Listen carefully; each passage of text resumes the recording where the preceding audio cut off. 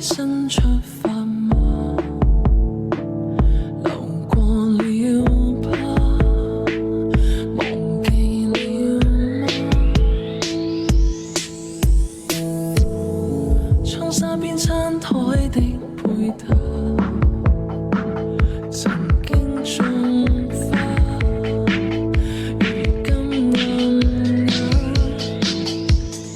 誰從屏幕裏看從前？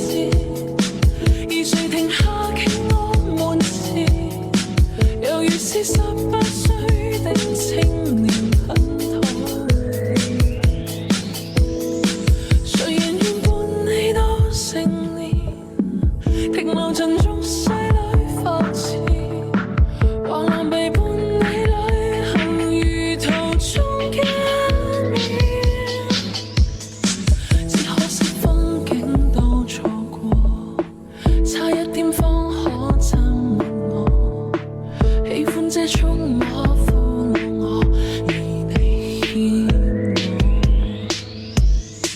當天的